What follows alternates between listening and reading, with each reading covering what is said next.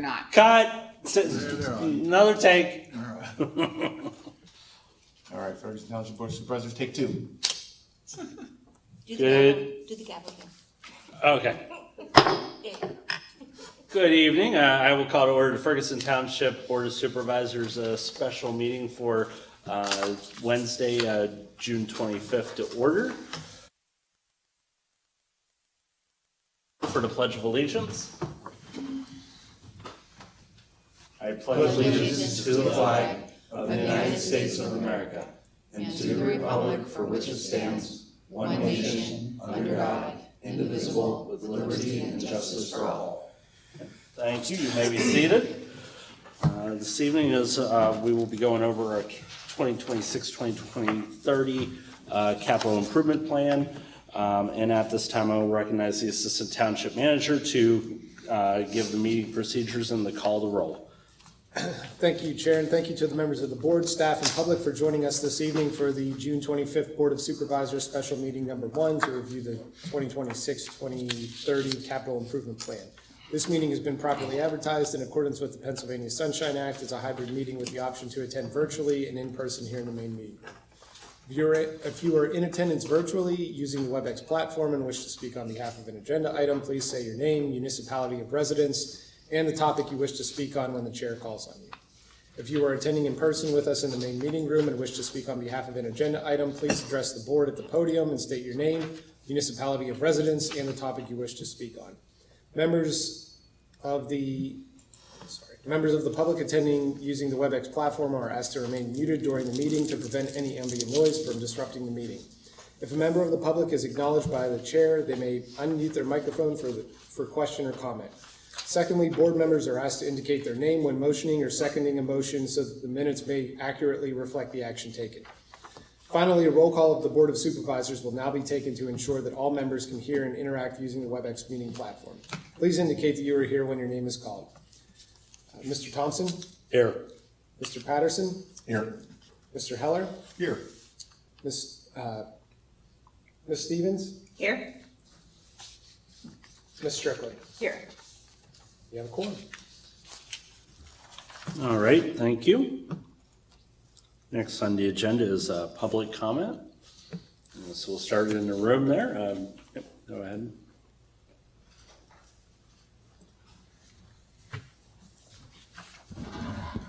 Sorry. Let me just get this. Okay.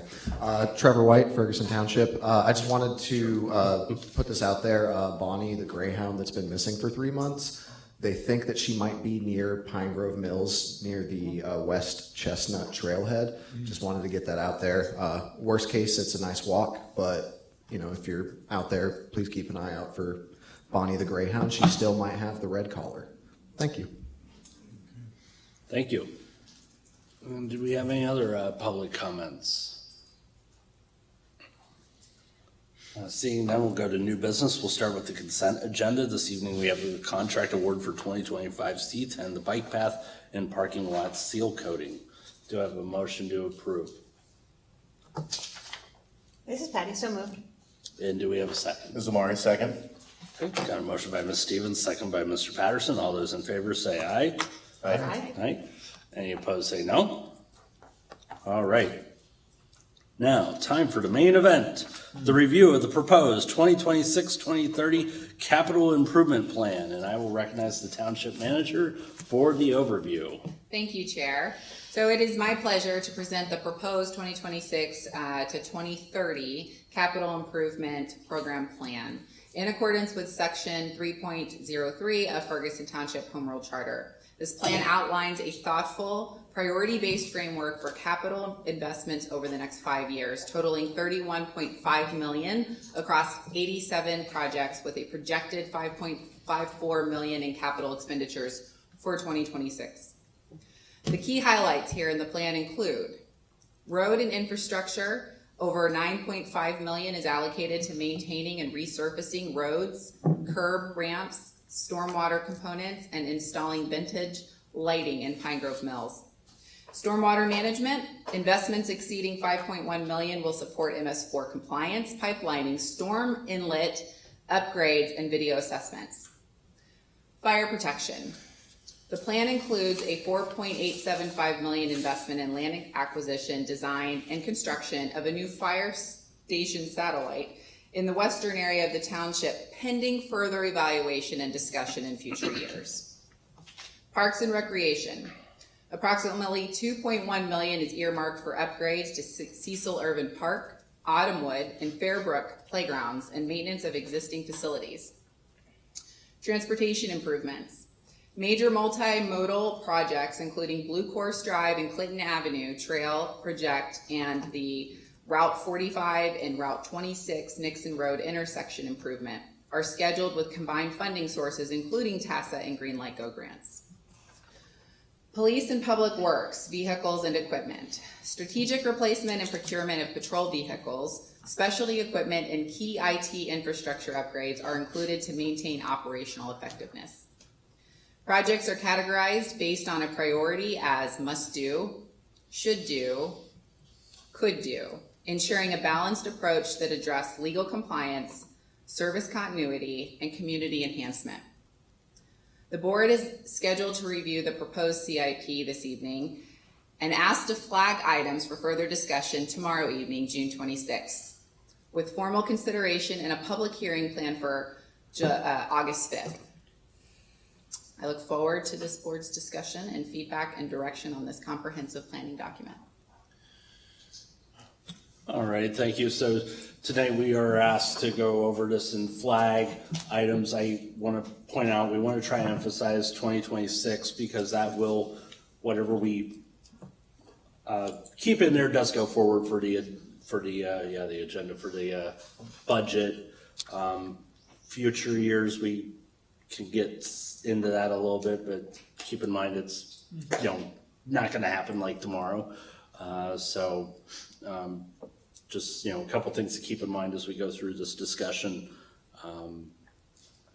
just to try to keep some time and efficiency in this meeting here. So that's all I have.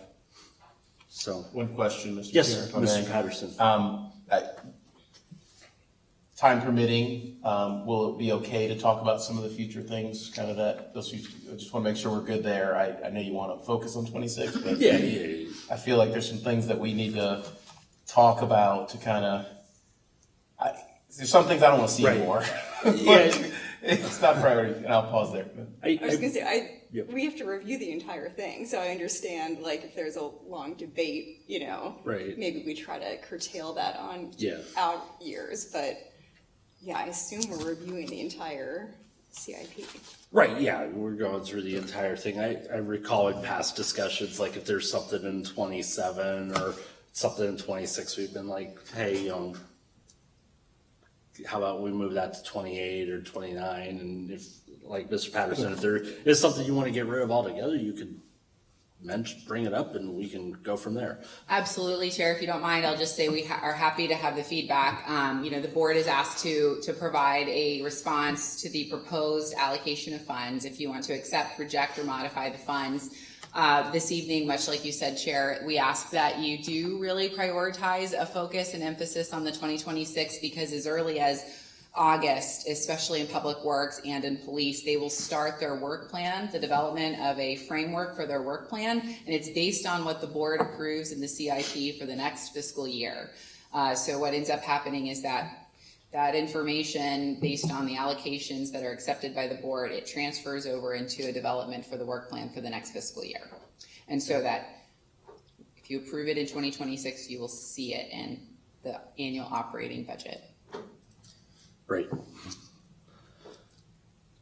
Anything else? If not, I was going to say we're good to move on to the Public Works Department, and I will leave it to the manager to open up that portion of the meeting. Thank you, Chair. I'm going to yield the floor to our township engineer. He's worked a lot of hours to help propose some allocations. He and I have met several times with the finance director to talk through these items.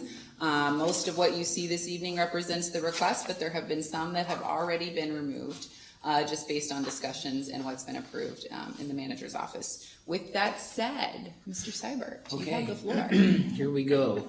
So I guess the first thing that's on the docket is the road paving program, so looking at years 26 through 30.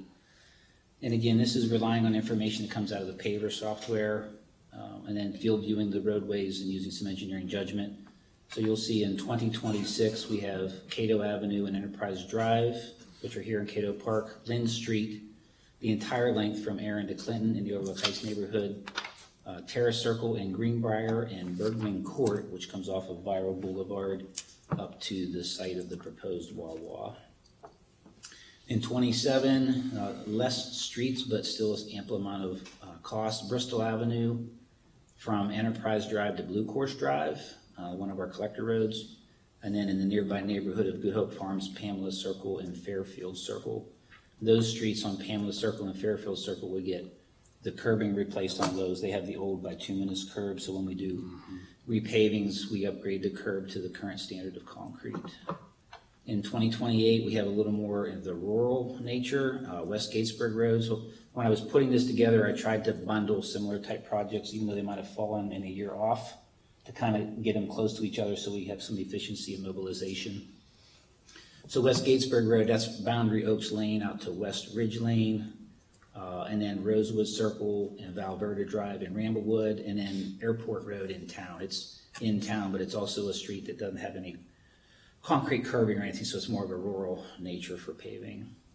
And then 2029, a couple of collector roads that are borderline, so Circleville Road, starting at Sleepy Hollow Drive, which is still west of west of Science Park Road, and then going as far as the eastern entrance to Park Hills, at East Park Hills Avenue. Aaron Drive from Park Lane to Martin Street, and then picking up Cromer Drive, which is nearby in the Overlook Heights neighborhood as well. And then 2030, Brushwood Drive in the Brackenridge development, Plainfield Road, and North Nixon Road from Ernest Lane up to the end. There's a hammerhead turnaround at the end of that project. So the estimates that we put together for these, the estimates for 2026, we took some time to make sure they're a little more detailed than what we've done in the past, to try to make sure that what we propose for the operating budget this fall will align with what is proposed for 2026. Questions? Any questions for, Sorry, what was being done on Bergman Road? Bergman Boulevard, so most of the ones that are in here for paving are gonna have base repair and then a scratch. So any place that the road is falling apart, where we have a lot of alligator cracking, where we lost the structure, we'll remove that. We'll make sure we have a solid structure underneath. We'll do a scratch to level the road and then overlay it. There's a little bit of shoulder washout on Bergman Boulevard too, so we would address those whenever we do the paving. And that's for 2026 on that one? Yes, I think we need that for I next think year. I want to pull that one. Flag it. Yep. Yeah, so Are there next year additional will be pieces of information Cato you'd like? Enterprise, Lynn, Terra Circle, and Bergman Court. Yeah. One of the reasons I moved Bergman Court up was because of the anticipated Wawa coming, and they're proposing to use that as an access to get in and out of their site. And that was actually why I was flagging it. Oh. Okay. Yeah. Yeah, I think,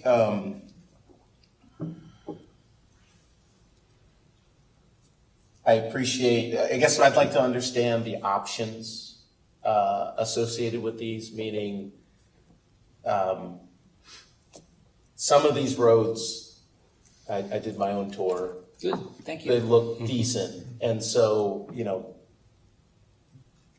is there an option for, I think we've talked about it in past years, but,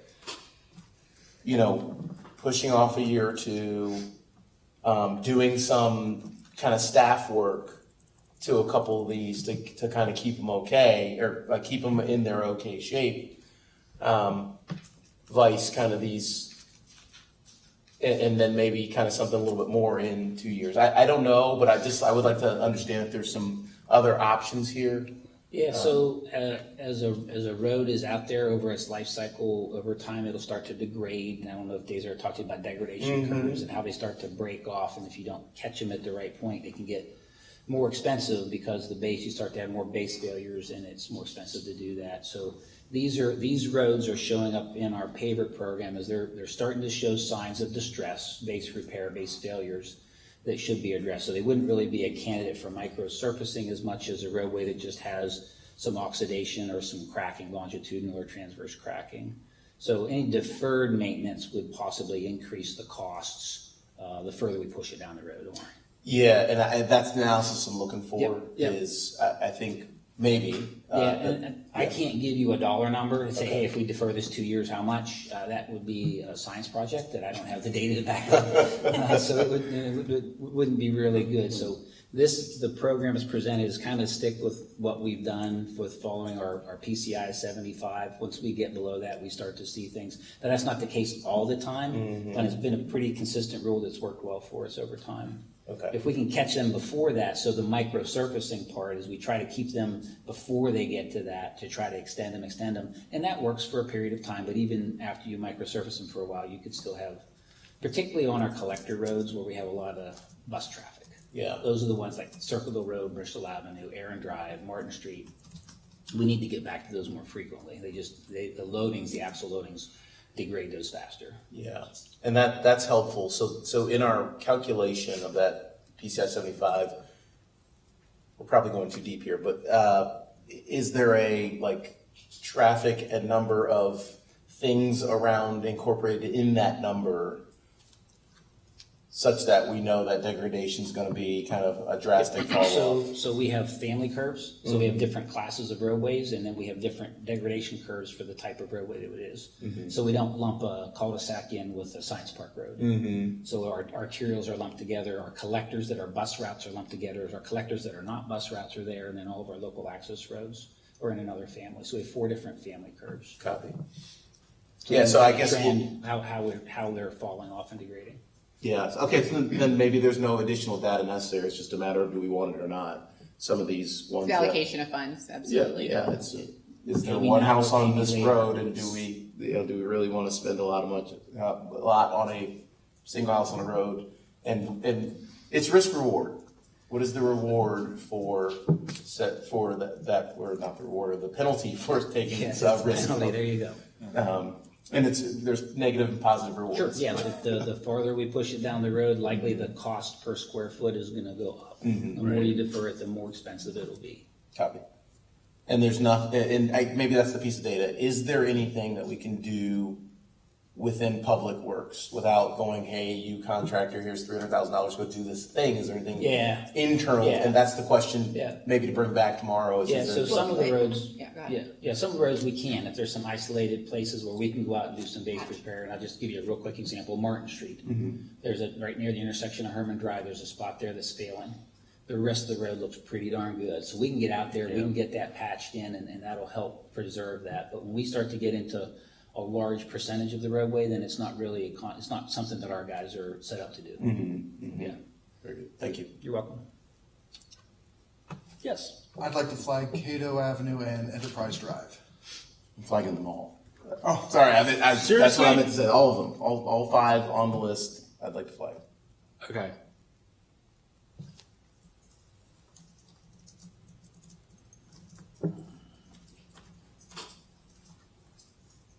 Okay. All right. And what was that other one you had, Mr. Heller? It was Enterprise, so the 5 are Cato In Avenue. Cato, okay. Yeah, Cato Avenue, Enterprise So Drive. all of the allocations for all the fiscal years under road paving program, Yeah. we flagged them. Oh, not just 2026, I was only, All of the fiscal years, because that's what Omari had indicated. oh, okay. He was flagging all of the allocations All for come all back and fiscal discuss all of years. Yeah, because it'll be a little bit of Legos here. Oh. All right. Anything else, or? Yes. Well, not on this, but Mr. Chair, how are we going to do? Is there any public comment in this meeting? I was gonna say we could solicit public comment probably at the end of the section before Okay. we move Each on section to we'll do. administration. Yeah, trying to keep it, as Okay. consistent and orderly as possible. Thank you. So, yep. I didn't hear that conversation, so I have no idea what the rule is. Howard Preet said, Mr. Sorry. Chair, what is the protocol for public comment? And his reply was for after each section, so public works, police, fire, so on and so forth. Okay. That work? I still have a problem that I need to address. May I? I'll let you address the problem. I can't read that. Even if I sat in the Right. closest seat to it, I can't read it. And I was not able to get a pre-meeting copy. So I need to have a little more detail with regard to costs out loud so that I can write some things down. But I can't, that's not a public document up there. Can't be read.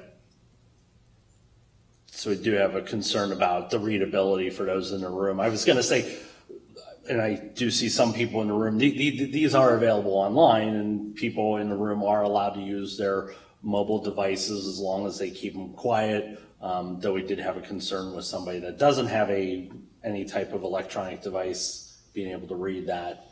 I didn't know if staff had anything.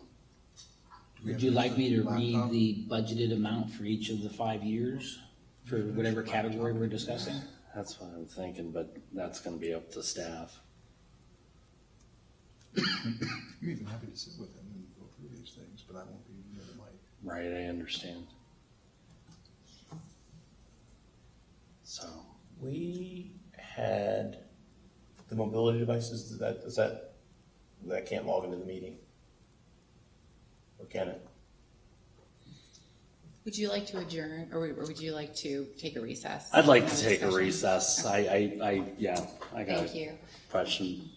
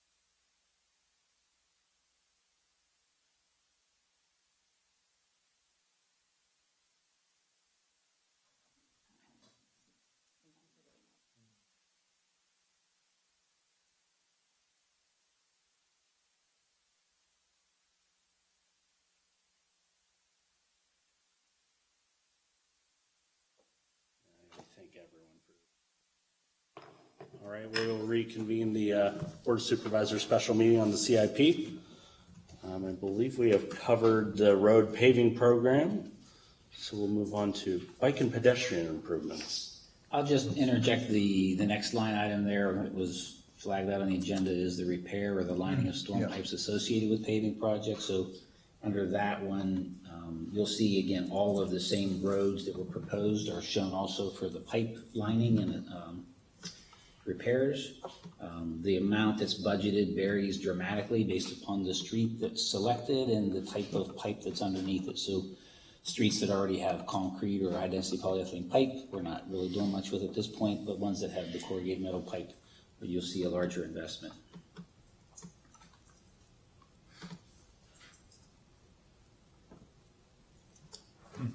I believe these are flagged by association.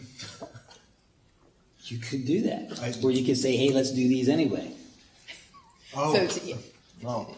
this evening, Oh, yeah. we would accept, reject, modify, or flag. And so if you want to have further discussion, we would flag it, and then we would discuss it tomorrow evening after we've concluded the final review. I think they all have to be flagged, as part of the other one. For 26. What page are you on? 77. You're on 77. Yeah, I'm just looking through some of those things now.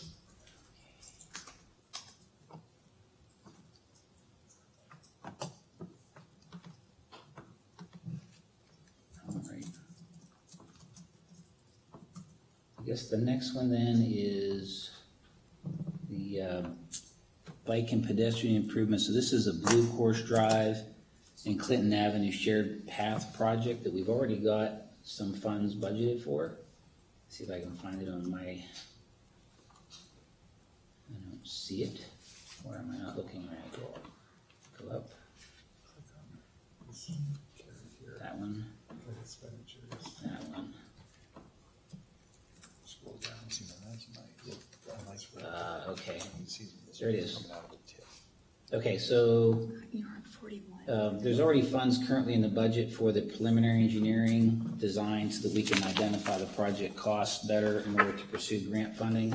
We have not progressed very far with that, so we're proposing that money to be carried over to 2026 and then allow a 2-year window to pursue grant funding before we move forward with final design and permitting in 28, right-of-way and utilities in 29, and 2030 be construction. But all of the future years, of course, are pending grant funding. The project would not propose to move forward without a grant being received. And these would be good candidates for either a TASA grant or a multimodal type grant through PennDOT. So you'll see for next year, the $276,000, that's essentially carrying forward what we have now, and then 28, 29, and 30 is where we get into final design, right-of-way, utilities, and construction. The numbers for final design, right-of-way, and construction are really sophisticated, educated, engineered assumptions at this point. We will have a better handle on those once we get through the preliminary design, so we know what the real challenges that we have for utilities and right-of-way.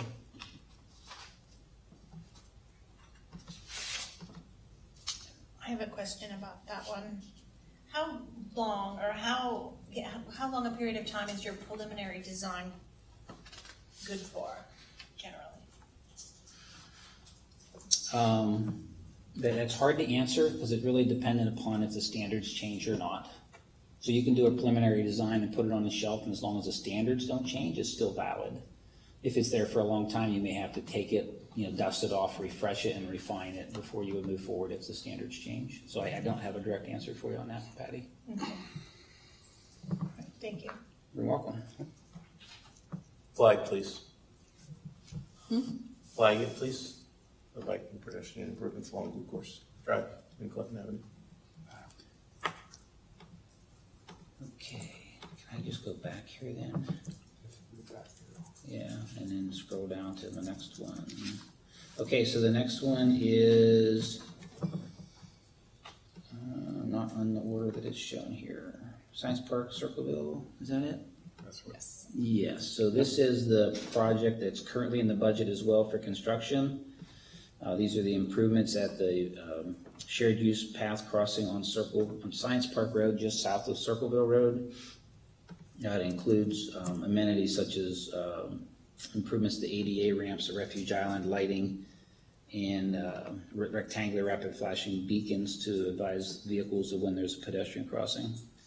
This one got deferred from this year to next to allow an opportunity to secure grant funding. Grant funding application was submitted this week for this project as well as the Martin Street crossings.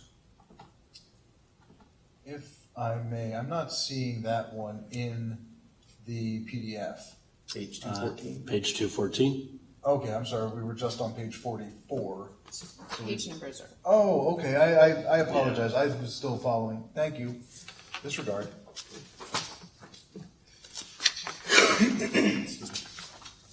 And then the one right below that, the Martin Street pedestrian crossing improvements, a similar scope type of project to improve the pedestrian crossings for enhancing safety for pedestrians with lighting, RFBs, and better signing. This one as well, a grant application was just filed for, so we would propose to bundle into one project everything on Martin Street and Science Park Road for economies of scale. I just got a question about that one. Mm-hmm. So that one, okay, this is the Martin Street. So there's nighttime lighting. Was there a beacon there, a flasher? Yeah, there'd be an Okay. rectangular rapid flashing beacon. And if you're not familiar with those, there were a bunch of them put up on South Atherton Street recently as part of that project. So Yeah. similar type of operation. There's different ways to actuate them, but yeah, we would go the Chevy route, not the Cadillac route. And then, so the one on University Drive, when you're just about on campus, Yeah. by Okay. the field, hockey field, or lacrosse field, so would it be similar to, The same type of flashing, but we're not proposing the arm over You're top not- of the roadway. okay. We would just mount it on the side of the road on a post, and then the same pole that holds the sign in the RFB would have a luminaire to light the crosswalk. and the only thing I would ask, I don't need to flag any of these, I just wanted to ask if there's some kind of education associated with these, because what I'm seeing are a lot of people just treating it as either a stop sign or, just, I'm seeing a lot of not looking up or just So drivers public ignoring. education with any type of new thing, we did that as well when we implemented flashing yellow arrows. We did a large publicity website educating folks on what they were and how they work. Some people got it, some people didn't. So it'd be a Time similar to correct, yeah. thing We would with still do these, that. yeah, I think, because it's on both sides, it's on all users' ends, it's new, and so I think it just, Yeah, and just so for the board members, that RRFB, that flashing light, all it does is draw attention to the sign. That's all it does. You have to follow the same rules of the road. Anywhere else you would see that sign in a pedestrian and a crosswalk. yeah, I just don't want to, Yep. I think it's good, like I said, I'm not flagging them, I Yeah, just they're worry very about. good. They're very good safety enhancement. They've been definitely a proven countermeasure. Federal Highway is really pushing for them. Yes, and I'm not flagging them at all, I'm just Yep. concerned about providing a false sense of Public security relations, and having. education. Yes, and Yep. just making sure that education is a part of that package going out there. Still a matter of look both ways for crossing the road. Please. Kind of like how we sometimes unfortunately have to do that even at a green light. Yeah, that's the issue, it's, Right. yeah.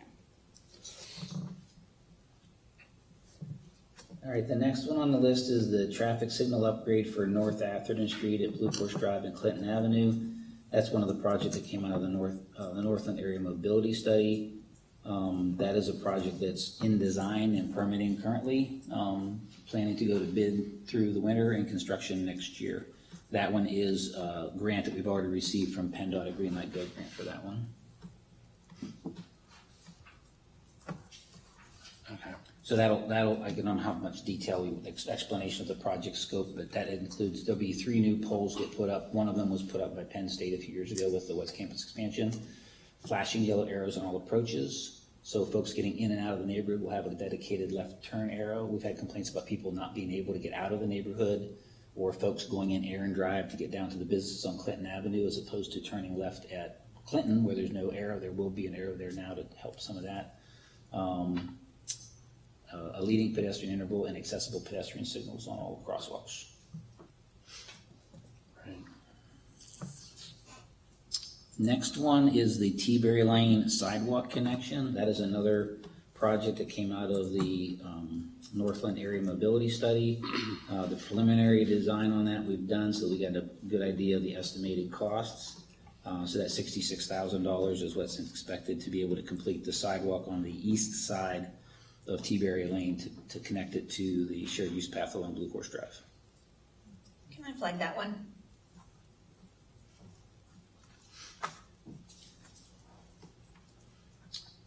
The next one is the Nixon 45, we'll call it Pine Grove Road and 26 Water Street intersection improvement project. This is one that came out of the Pine Grove Mills Mobility Study. It's something that we've been trying to advance that preliminary engineering already. This one we're proposing to push it back a bit and stagger it behind the project for the Blue Horse and Clinton Avenue shared use path project, just because of staffing availability and managing the projects. So we're looking at 2027 to do the preliminary design for that one. So then in again, a 2-year window to try to secure funding. And then hopefully in 29, move forward with any right-of-way needs, and then 2030 for construction. Likewise, these numbers for 29 and 30 are sophisticated engineered projections, which will be refined after we get through the preliminary engineering.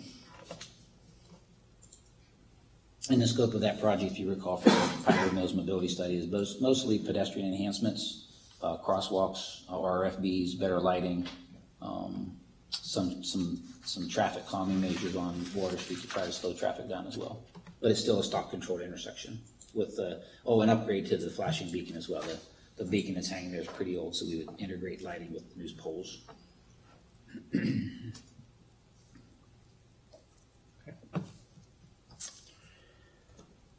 All right, next project is Pine Grove Mills installation of vintage street lights. This would be, if I remember correctly, the street lighting on West Pine Grove Road, picking up at Nixon Road where it ends now and continuing out past the school to connect to the lights that are in front of the church. So that's basically, this doesn't have any sidewalk improvements if I remember correctly, just the lighting improvements, so conduit, control structures, the light fixtures, those types of things to continue that lighting theme in the village of Pine Grove Mills.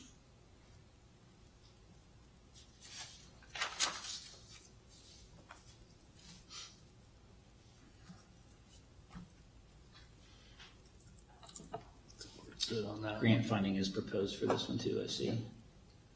Yep. Yeah, so it will be eligible for a transportation alternative funding, similar to what we're doing with the shared use or the bike lanes right now along West Pine Grove Road. The next item to replace concrete curb in conjunction with road paving projects. Again, that goes back to the paving program we had in the past. So looking at all 5 years, looking at which roads, which in there would need concrete curb replacement or upgrades, and then funds are budgeted appropriately in this line item for those.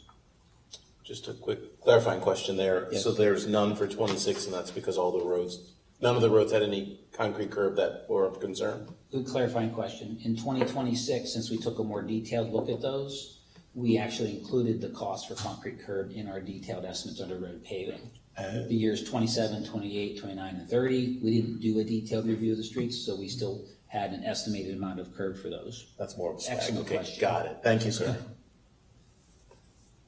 Swags, I know.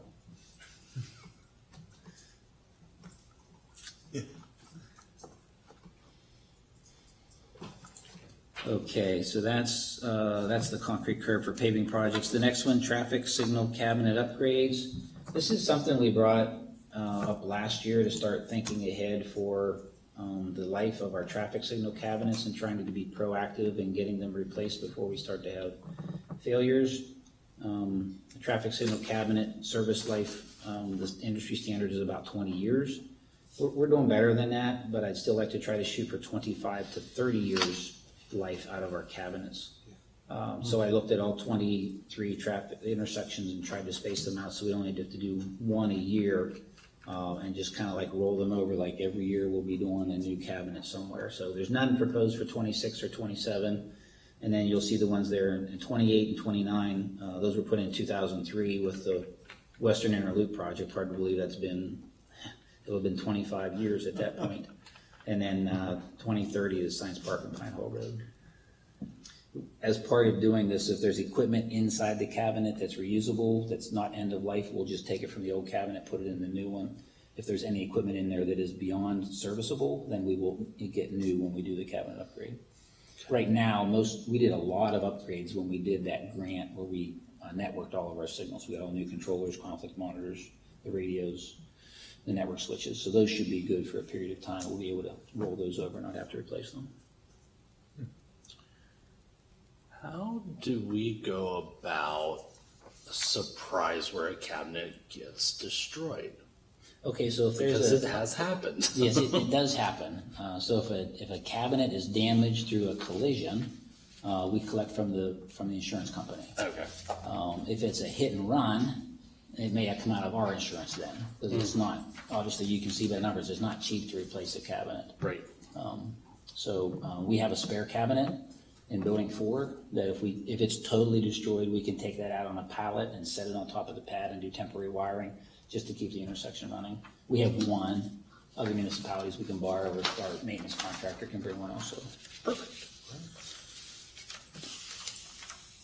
Okay, 2030 comprehensive township-wide study, that's gotten pushed out a bit. What year did I think I put that in the last year, if I remember right. This is something that's been a while since the township has taken a look at our street network, looked at land use changes, growth projections, and kind of looked at our street infrastructure to say, how are we doing, and do we need to start thinking about planning for capacity improvements, or maybe we need to think about, hey, we're over zoning for the infrastructure that we have. So that's basically the purpose of that comprehensive traffic study. I think the last one we did was in 2009, if I remember right. I probably have it in the narrative. Let me find the narrative. Here we go. 2013. 2013. We started in 2009, finished in 2013. So this would be a consultant effort.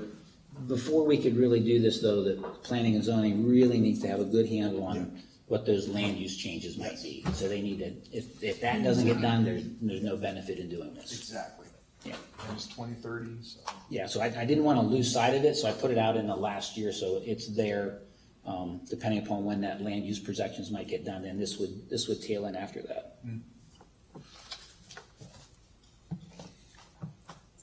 Is that it for TIF? That's the last one I have on the guide. Yes. Good. Okay, the TASA grant, the next section, we already just discussed all of those. Those are the same projects. That's just where the grant funding would come in for those projects, the Blue Course Clinton Avenue shared use path, the 26 Water Street, Pine Grove Road, Nixon Road intersection, and then also the vintage street lights in Pine Grove Mills. So when we can, if there's any questions you all have on any of those, again, we can chat about those, but those are all the same. And then that's also the one below that, that's the location of the Green Light Go grant funding that we've already got under agreement with PennDOT for the Atherton, Blue Course, and Clinton Avenue signal upgrade. Okay? So if I may. Yes. That's why I like this setup right now, because I can see that instantly when I get there as to where the grants are coming in. So this is working very well. I want to say the PDF version and everything. So as I pull them up, I can see already line for line where things are expected. So this is nice. Thank you. I would also just acknowledge that the grants that we are anticipating are not confirmed unless if we say it's already confirmed. That's just one thing to note. Okay. Okay. Liquid fuels funds, if you're all ready to jump over there. Let me get there. Microsurfacing. We'll be over on page 70 at the bottom. There it is. Okay, so I see 3 items in here. So the first one is a microsurfacing program, and again, this is our pavement preservation strategy.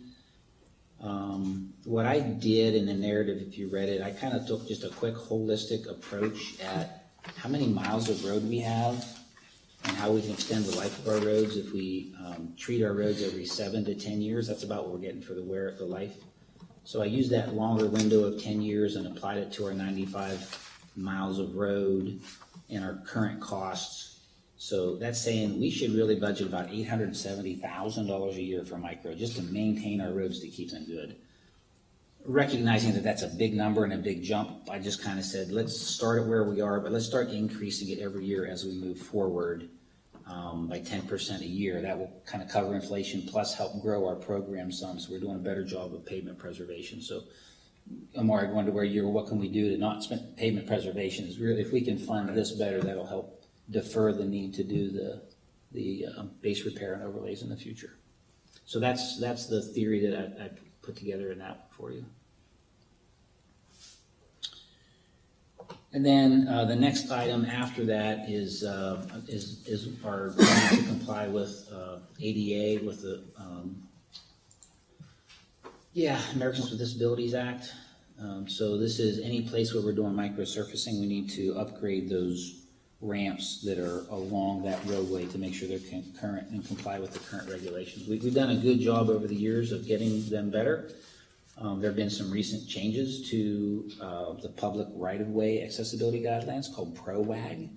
So there are some new criteria that we're expecting the Department of Justice and the Department of Transportation to adopt shortly that will give us some additional requirements where we have pedestrian crossings that have signals, pedestrian signals. We've already started to do this, accessible pedestrian signals, the talking push buttons. That PROWAG change will make it mandatory. So any place that we have microsurfacing, we know we're going to have to do those, as well as any ramps that currently don't meet any of the other standards for slopes or detectable warning surfaces or alignment.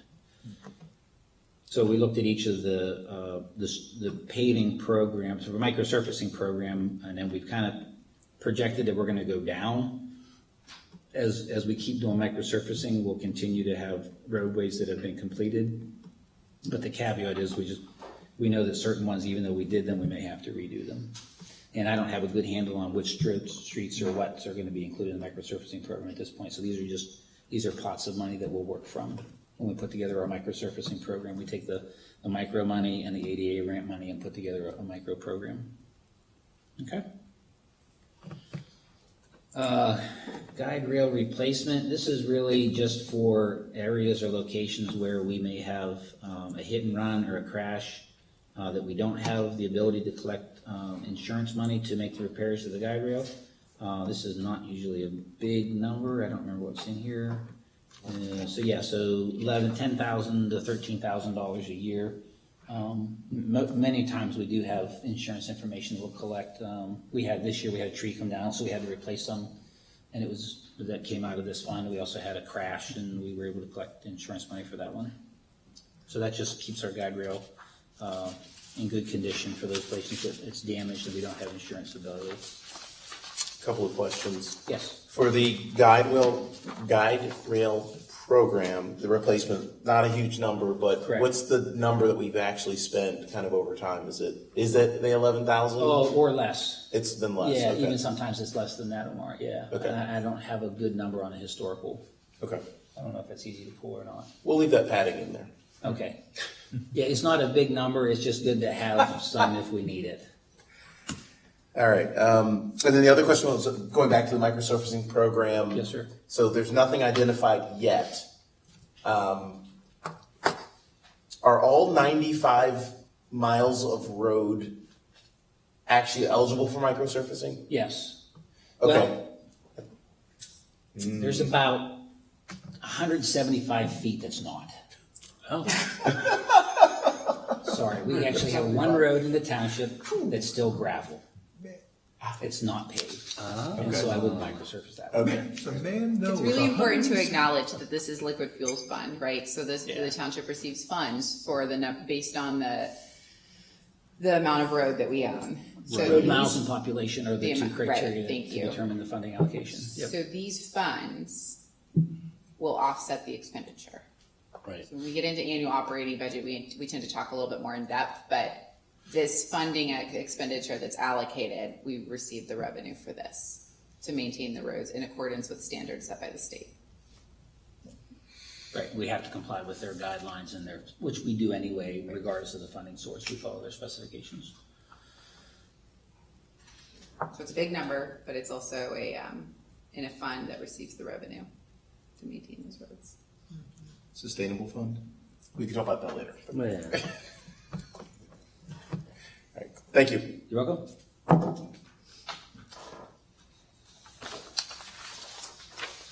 All right, so I'll go ahead and direct us to fire station construction. So the next three items under general fund, beginning on page 33, I just want to acknowledge that while there are proposed allocation of funds for this is something that we have projected out further out in years, 2028. It's admittedly a shot in the dark in terms of when we will actually start needing to have this discussion, if ever. As part of the Emergency Management Council and a subcommittee group that's organized by COG, there are managers and fire chiefs, or excuse me, police chiefs and the fire chief that meet regularly to evaluate things like location of the potential or opportunities to explore where we might want to relocate our fire station. And that decision will ultimately inform what we would do with our fire station satellite proposed location. So more to come on that. We just have a placeholder currently in the CIP, recognizing that this may be a conversation that we have more in depth in future years. Okay, question, unless you. No, go for it. Okay, so you said that decision from that emergency management group would then drive, or it would drive an ask potentially from Ferguson to build a fire station. Yes? No, but thank you for the opportunity to provide clarification. So Ferguson Township has been discussing the possibility of a fire station satellite, and those conversations have predominantly been with a focus on having that proposed fire station satellite in Ward 1. And once we started, the former fire chief, Steve Barrett, conducted a feasibility study in 2017 and identified that the response rate for fire services in Ward 1 was outside of the acceptable range. There's been lots of conversations to determine and to explore, is that an acceptable range within an urbanized area or in a rural community? And we've had conversations about maybe getting feedback from our residents in Ward 1.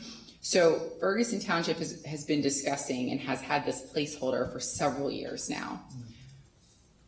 In a scenario where Alpha Fire Company discusses the need to relocate their current main station, in that scenario, should they move it closer out to the west side, that would alleviate the concern identified in the feasibility study in 2017. Therefore, we would no longer need to construct if our response rate for fire services were within acceptable range. In a scenario where they move further east or north, then perhaps we would continue having these conversations to determine if the board would like to allocate funds to have a fire station satellite. So right now, it's contingent. I would propose that it's contingent on decisions made at COG. If we build a satellite and then 3 years later they move closer to the west end of Ferguson Township to primarily close those gaps in terms of response rates, then it would seem like perhaps we've invested funds for something that we didn't need to. So I'm proposing that while we have these placeholders and we maintain them, just to kind of have that as a focus, I recognize that it's pending further evaluation. Copy. So then I'd like to flag this just from a timeline perspective, and I know we want to keep it on. It sounds like we've been wanting to keep it on here for years, just to know if we're going to go one way or the other. So I would flag it for, let's just choose a new date, which might be 2030 at this point, like the last year of the, knowing that we still have some other decisions. So thank you for that. Absolutely, and I would say, certainly one consideration this tomorrow evening is that you could flag it to bump it to 2030. You could remove it, because I think that discussion will kind of reintroduce itself, once we learn what Alpha Fire is going to do. I think that we'll have residents in the West End reminding us about that fire station satellite that had been discussed previously. So bumping it to 2030 seems reasonable, and/or removing it, unless if you want to see it constructed sooner. I guess that's an option. Not one that's recommended, but it's an option. Thank you. And that'll take us into stormwater pipelining program, Okay. page 207. What page? Page 207. It's probably really helpful, I think, too, as we move into these sections, if we could announce the page, that might help those in the Yep, audience. good idea. Thank you. Thank you. Okay, for stormwater pipelining, this program is looking at our metal pipes predominantly that are continuing to rust, degrade, and fail. So the other item we have for cleaning and assessment helps to inform what pipes need to be lined, but we know that at some point all of our metal pipes are going to need to be lined or replaced. So I did a current assessment of where we are as of May of 25. We still have 75,391 feet of corrugated metal pipe. About 17,000 feet of metal pipe has been lined to date, and that goes back through 2017. So over 8 years, we've got about 18% of our corrugated metal pipe lined. Looking at that total amount of pipe and picking a horizon year of 20 years to say, and you know, this is nothing magical about 20 years, it's just really an educated guess. It's something that hopefully we can get them all done before they fail. But if we look over 20 years to line the balance of that pipe, we would need to spend about $663,000 in current year dollars to get them all done in that 20-year period. So that's where I started, $663,000 for next year, and then increased it for inflation each year moving forward, and that, you know, would be there for 20 years in order to get all of our metal pipe either lined or replaced. Mr. Heller. I don't want to flag this, I just want to make a comment that every time we come across this one in the CIP, I am reminded that I am in the wrong business. $176 a linear foot. Wow. That's an average cost as well. Some of them are less expensive. Most of the bigger pipes are a lot more, but we don't have as many of the bigger pipes. My goodness. Yeah. Yeah, that's all, it always strikes me. Yeah, every time but we get this even one. at that, it's less expensive than the cost to remove and replace if we're in an urbanized setting, because we're not impacting curbs and streets and driveways and trees, those types of things, which really can escalate the cost. In the rural West End, if we have a pipe, we'll most likely just dig it up, remove and replace it. It'd be less expensive to do that than to do lining. Do you have that breakout? Because there's 75,000 feet of pipe Yes. is 14 miles. And so, like, do you have a breakout of, like, how much is in an area where it is easier to dig up and replace versus? Yeah, most of it's urbanized. Okay. I mean, it's all in our GIS Yeah, layer. Sure, okay. Yeah, most of it's in the urbanized setting where we have curbs, because Yeah. that's where we collect the water and we have to convey it somehow. So most of it is urbanized. We have cross culverts in the West End. They don't see as much water. They last a lot longer too. They're generally short culverts, just from one side of the road to the other. We don't have a lot of parallel systems on the West End. So most of the infrastructure that's metal was really the stuff that was put in the 80s and 90s when we were growing with a lot of residential developments. And those are the pipes that we're finding are failing the most. Even the pipes that were put in the 60s and 70s are doing better than the pipes that were put in the 80s and 90s. So neighborhoods like Stonebridge, we already have failures where we couldn't line it. We had to dig it up and remove and replace it. Aaron Drive, we've seen failures out there. That was put in 1989. Chestnut Ridge, we did a lot of lining up there already because they were getting, if we didn't line them, we were going to lose the road. So that's how bad they're getting. So basically the metal's rusting and there's nothing to support the soil over top of it, so it falls in. I don't know if you remember what Atherton Street was like before they went through and redid that. Every once in a while, PennDOT would close a lane because the pipe collapsed. Yeah. And they had to close the lane until they could get in there and do a temporary repair.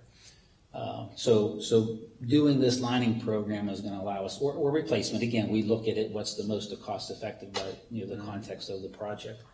It's going to sustain our infrastructure. It'll help prevent those collapses. And then the other thing, it can't happen in a collapse is if we have a bad storm and the pipes collapse, then we can have localized flooding as well. So it's an expensive proposition, but it is an important one. And it's unfortunate. I think the township's kind of neglected our stormwater infrastructure for too long. So I'd like to flag this from an increase perspective.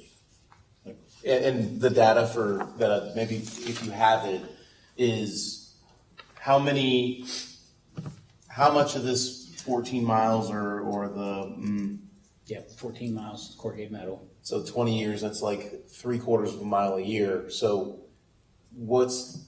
is it 3/4 of a mile that we've prioritized to line and or replace, or can we do 1.5 miles and really make sure there's no failures in some of these areas that you've mentioned that are from the 80s and 90s?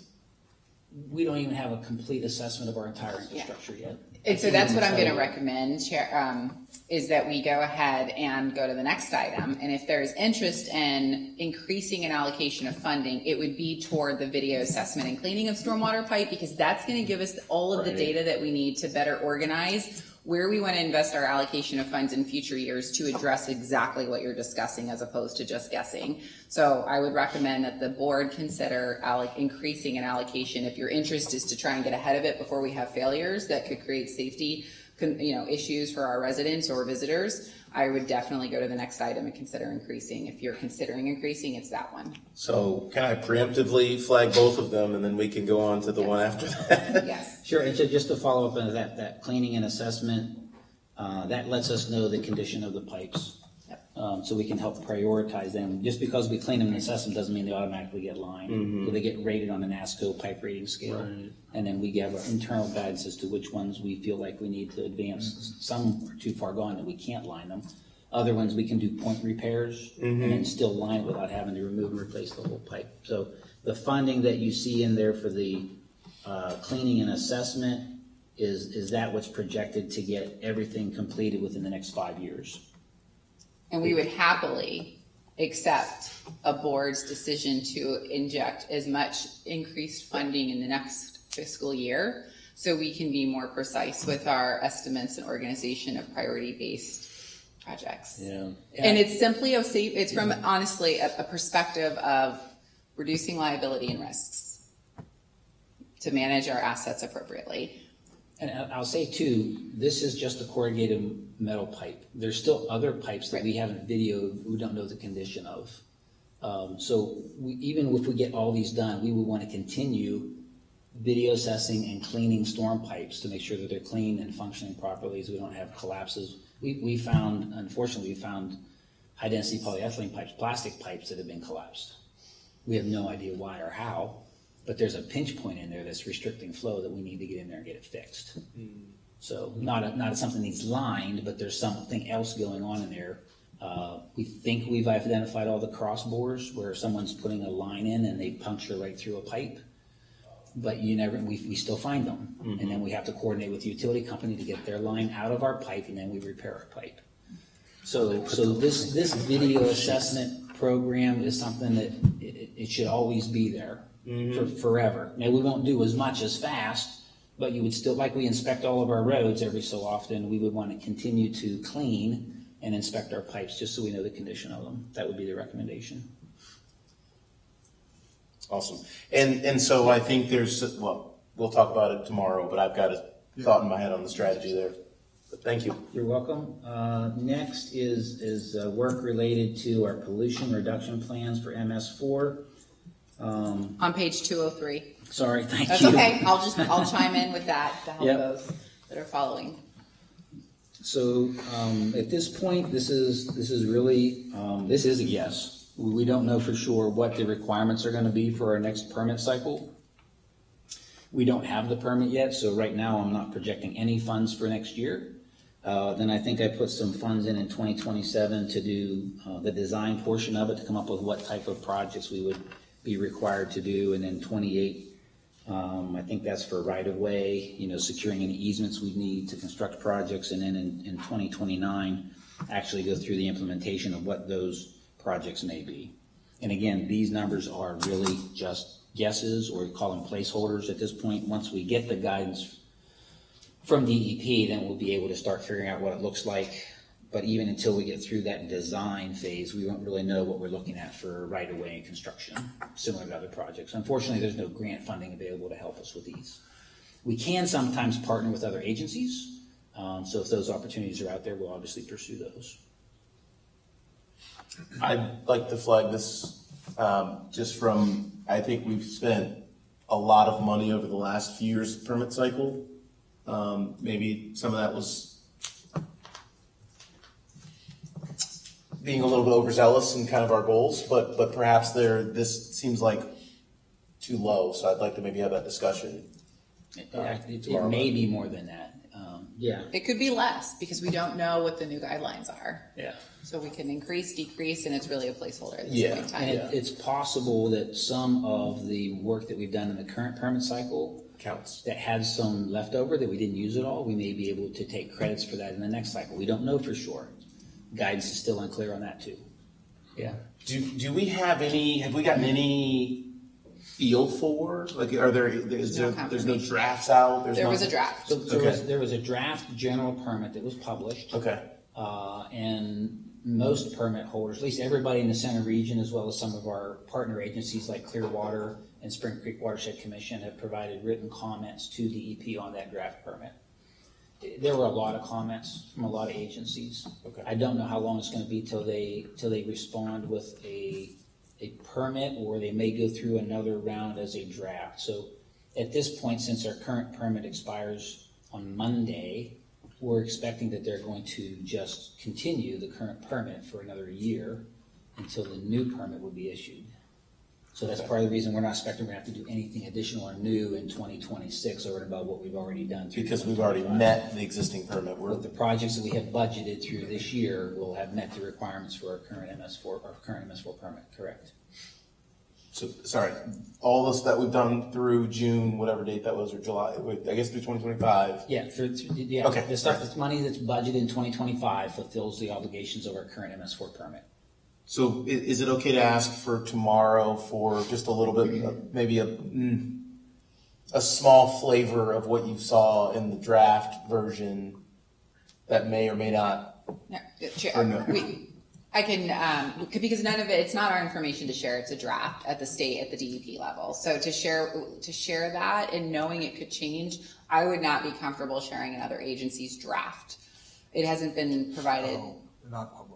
It's not public. It hasn't been provided to be shared with the public or boards or councils, so It's something that was put out there for comment, but I don't think it's to the point where we should even deliberate upon it, because I Really? think there's Exactly. some dramatic changes that are going to happen. Yeah, I think once we see something that's a little more refined, then it would probably be worth getting into the weeds on it. But at this point, Omar, I think we're a bit premature. Okay. For certain. So maybe I don't want to flag it unless I have one more question. Okay, one more question. Yes. These numbers that you put by, I know it was just a WAG, but it's a WAG based on your read of the draft? Correct. Okay. Yeah. So it's an educated guess. There's It some, is. you There's feel some good. judgment applied to it. All right, I will remove But my I- flag. Yeah, I mean, to the extent that we could, based upon, the draft was complex, self-contradicting. That's enough. It was difficult to get through, honestly. I was glad that we had the MS4 partners that we could sit down and bounce things off of.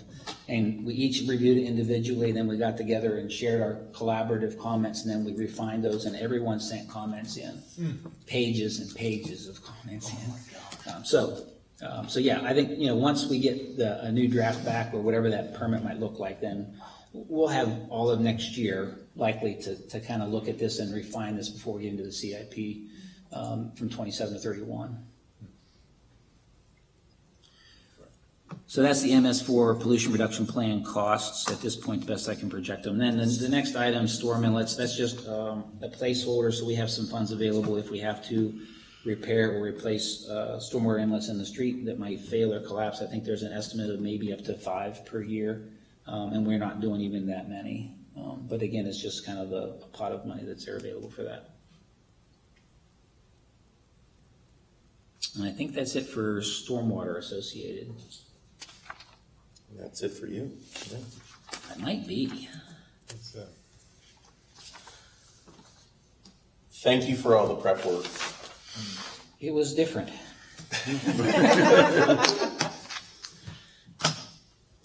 But 1 hour later, you're done. It wasn't too bad. I feel like it was a couple of hours on public, at least a couple of hours of public works last year. Oh, Jeremy, public Do you want comment. to take comments before I leave? Okay, yeah, so at this time, we'll entertain public comment for the public works items there. Oh, wait, it does say public works admin. But this is a new section, okay.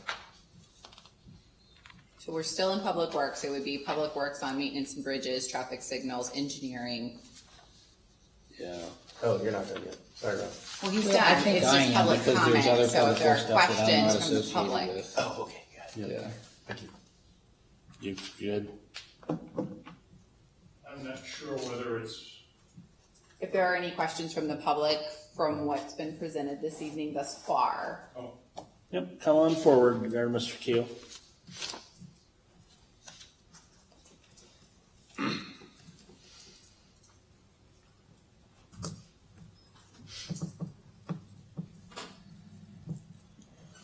This is Bill Keogh, Ferguson Township. This is just a quick MS4 question. We had a lot of discussion and action related to the duck pond, and I don't see whatever was decided about the duck pond and MS4 reflected in what I've seen so far or what's been presented. And I'm asking where and how that gets reflected. Great question. So currently, the negotiations, I would say, have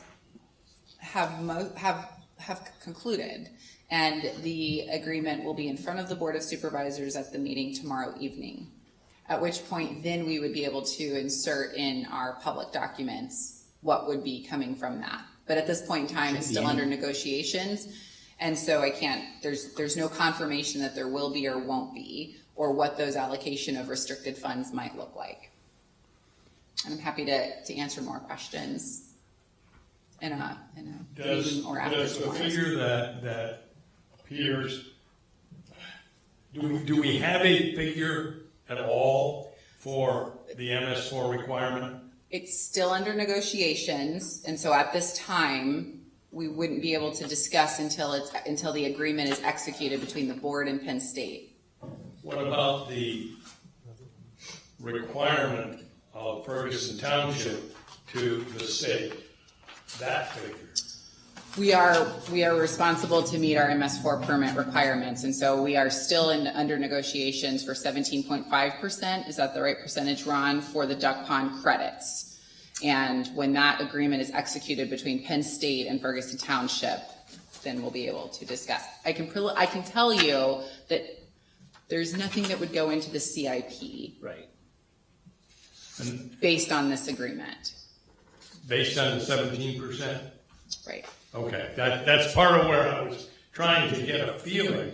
If the 17% was one part of the figure, but there was an additional part of the figure that would have to be made up from some other source. There would be discussions at annual operating budget for any items that would be in an agreement that we could discuss. We could discuss tomorrow evening because the board will be asked to take action on that first thing. Following act, well, actually, technically it won't be executed until Penn State signs it. But the capital portion of the funds related to the duck pond inflow channel are already in this year's budget. They are in this year's Yeah, budget. so it wouldn't even be reflected in the CIP from 26 through 30. Right. Did you hear that, Bill? Mr. Seibert said that the allocation for duck pond funding was already approved in 2025. It's in this year. There is no funding for duck pond in 26 and beyond. That deal's Right. they're wrapping up the deal. We're going to pay some money. It's in the 25 budget. There's nothing for 26 from a CIP or a budgeting perspective. Is that? Yeah, Did I digest that appropriately? For capital expenditure to build it, correct. Yeah, right. Any public comments online? Not seeing any, we will continue on. May I be excused? Yeah, if you want to take a recess, we could. What was that? If you want to take a recess, then he can. We don't have to take recess, I can sneak out. He's already gone. I don't see him. Round two? Round two? There you go. Thank I you. was gonna say there was a request for a break, but, It was only to let Ron know. okay. I think I might want to put in a break, but I could go a little bit further. Okay. I'm good with it. We'll continue on with, so you'll be presenting section 3B then, Madam Manager? Yeah, yes. Okay, perfect. Okay, yeah, we can, yeah. Just need to get to the PDF. Okay, pages 142. So we'll begin on page 142.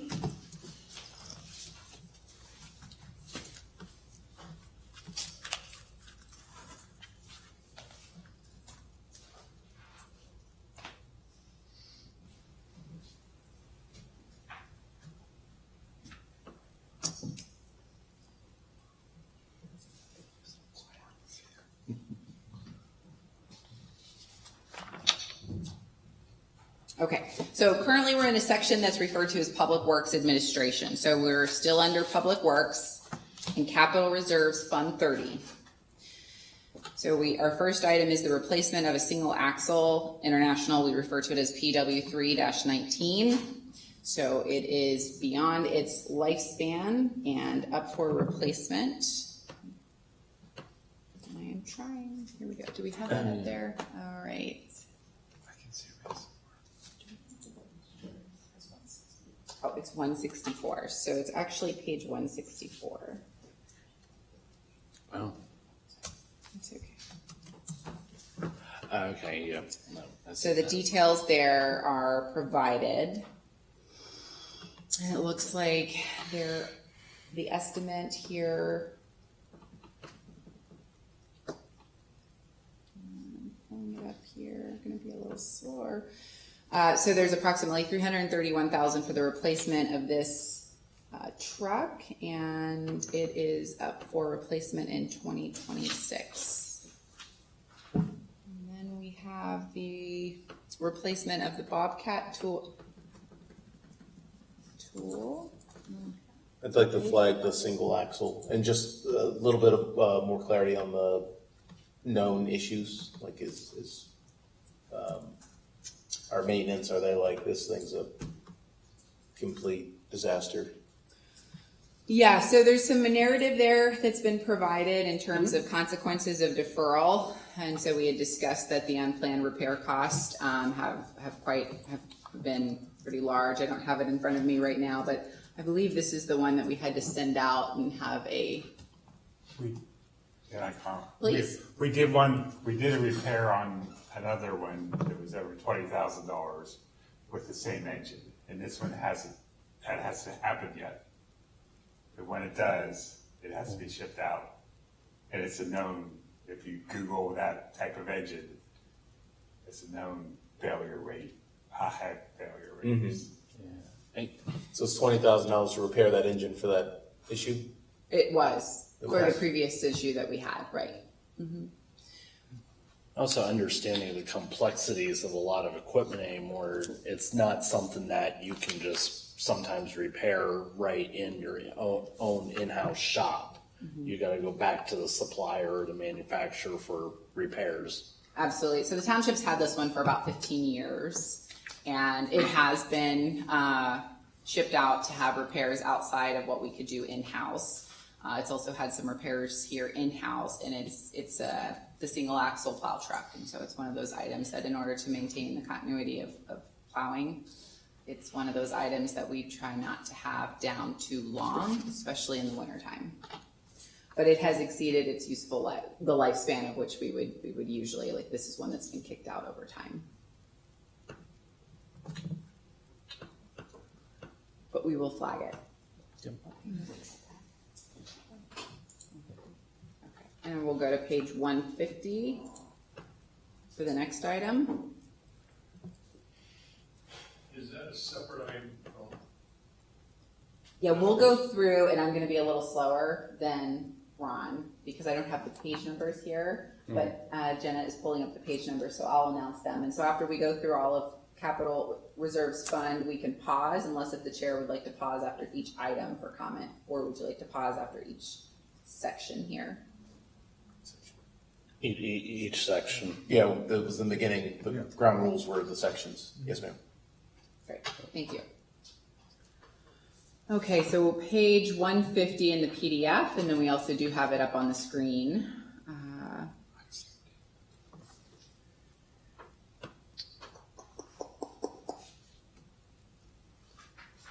Bobcat toolkit.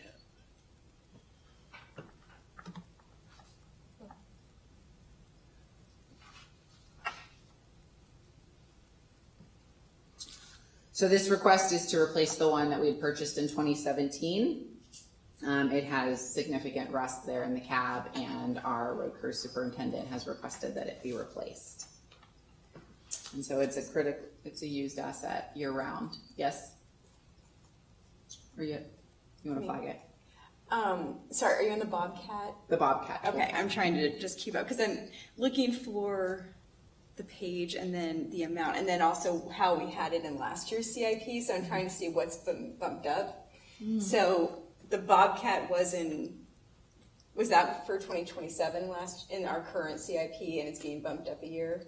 I don't have that one in front of me. I think I'm just going based on what's being recommended based on usage and lifespan and observations. it's the same one. Okay, I think it's just being bumped up a year. Okay. I'd like to flag that. I just I don't know rust, and so if somebody can help me with what it means to have significant rust versus, is there something, I don't know, what's that stuff called, Bondo to, put over it, and a little bit of spit and cloth, spit shine, there we go. If that is a thing, I don't know. So just, if there's a little bit we can. I actually remember this from last year. And as I recall, what they said the rust was where they put their feet down.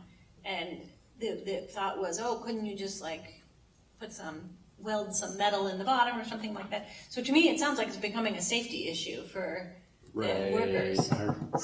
Our employees need floorboards in the vehicles that Okay. they drive. Great. And I just happen to remember this discussion from last CIP. Kind of taken back, Omari doesn't know rust, but is Pennsylvania resident. If I might make the request, then when we revisit this, if we could have images. We just did this, what, at COG was? I don't know that we're gonna get images by tomorrow evening at 6 p.m. I'm not sure if the individual's on PTO tomorrow, so we can certainly try. Yeah, I mean, I can go out there with a camera and just be like, that's all I was thinking, just as something we would, because we did this at COG. Yeah, we can make a point to have somebody go and do that. Yeah, because it was helpful. I think it was a COG. I'm sorry, I'm getting all my meetings mixed up because they showed us the image and we're all like, ugh, that cab is really gone. And then it was kind of easier for them to allocate the money. Okay. Pictures, explanation of rust. Oh, thank you.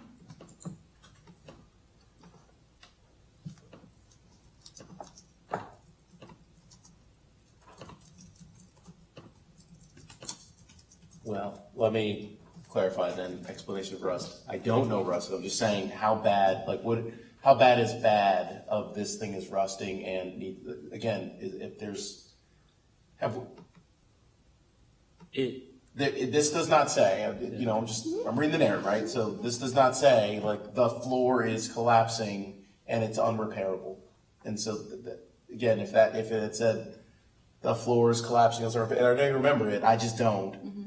If that's what the narrative was, we probably wouldn't be flagging this. I'm just kind of putting it out there that I don't know. Yeah, no problem. Thank you. Yeah. I was going to say before long it's going to be a Flintstones car. No. with treads. All right, so on page 160, the skid loader snow pusher. So you've provided a narrative there. We can take a few minutes so everybody can take some time to read it. Skid load, that looks like a low number. I thought I heard my uncle paid like $30,000 for a skid loader back in like the late '90s. This is attachments. The snow. A few $1,000s for an attachment. Yeah, I got it. Yeah. Attachment, yes. Whole thing, no. And so this is Any questions, comments? Is this a new item? It wasn't in last year's CIP, or is this? So we assess all of our assets and then we determine if there's a safety concern and then it would qualify as a must do, or if it is assessed to determine it's something we should do, just whether it be based off of something that would be a little bit more on the convenient side or effective or efficiency. And then a could do is more of a desire. This is a could do, but it's new.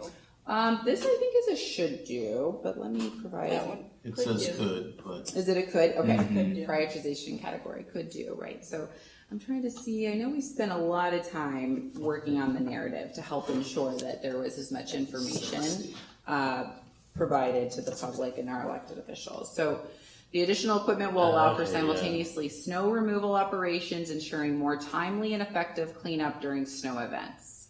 So it becomes a tool that helps with efficiency and effective winter operations. How have you seen the snow removed from the parking lot now? This one's for the laydown yard and the parking lot. So, yeah, right now we have a combination, I think, of plowing by hand, and we have our piece of equipment. Is it a Bobcat? The Bobcat, Yeah. I could see where this would be a little bit more efficient. Probably even do the parking lot, the whole parking lot with the thing. It's a could do. I think could do. So it's not a safety issue or a compliance matter. It's something that's being proposed for a budgetary expenditure, essentially to help assist with the efficiency, not as a requirement. Another CIP item. I was gonna say, we haven't got to information technology yet, but, Motion to adjourn. No, just kidding. stop it. Yeah, it looks like we have one more to add.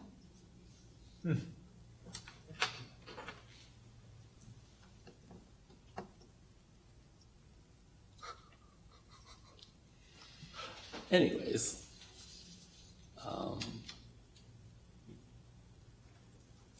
I was gonna say, I didn't hear anyone saying about flagging it, so, Nope. you know, I think we're good. No, I just wanted to understand it. Yeah. Especially when something gets added to the next year, I think it's important to really look into it. If it's not added into a future year and it's a brand new item, I think it's just important to evaluate it, but I didn't flag it.